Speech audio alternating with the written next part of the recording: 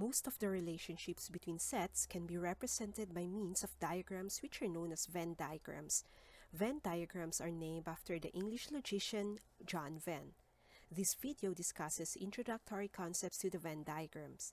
You are watching a video in Mathematics of Engineering.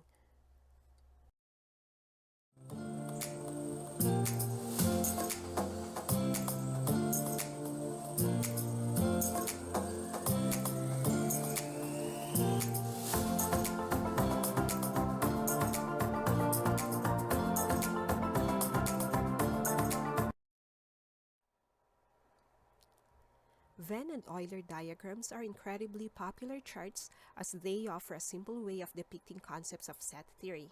So what's the difference between the two? A Venn diagram shows all possible logical relationships between a collection of sets, but an Euler diagram only shows relationships that exist in the real world. Let's start with a very simple example. Let's consider animals superset with mammals and birds as subsets. A Venn diagram shows an intersection between the two sets even though that possibility doesn't exist in the real world. Euler diagram, on the other hand, doesn't show an intersection. Now that we know what sets are, we can look at Venn diagrams as an alternate way of depicting sets. Venn diagrams consist of closed shapes, generally circles, which represent sets. The universal set is represented usually by a rectangle and its subsets by circles. The capital letter outside the circle denotes the name of the set, while the letters inside the circle denote the elements of the set. The various operations of sets are represented by partial or complete overlap of these closed figures. Regions of overlap represent elements that are shared by sets. The representation of sets in a Venn diagram is done as per the following. First, each individual set is represented mostly by a circle and enclosed within a quadrilateral. The quadrilateral represents the finiteness of the Venn diagram as well as the universal set.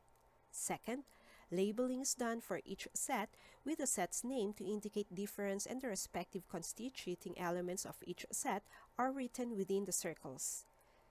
Third, sets having no element in common are represented separately, while those having some of the elements common within them are shown with overlapping. Last, the elements are written within the circle representing the set containing them, and the common elements are written in the parts of the circles that are overlapped. Let's take an illustration of our Venn diagram.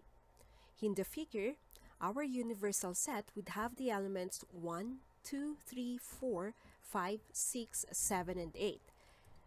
But the subset would be just subset A, which would have the elements 1, 3, 4, 6, and 7. For our second illustration, we would see that our universal set would have the elements 1, 2, 3, 5, 6, 7, 8, and 9. But in this case, we would have two subsets, namely set A with the elements 1, 3, 5, 6, and 8, and set B with the elements of only 5 and 6.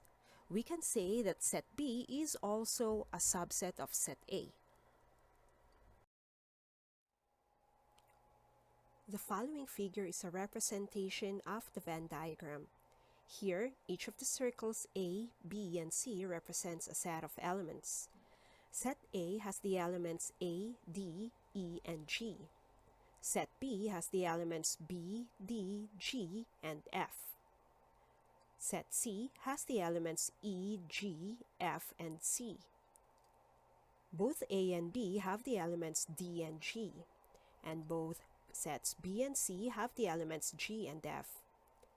Lastly, both C and A have the elements E and G, and sets A, B, and C all have the element G.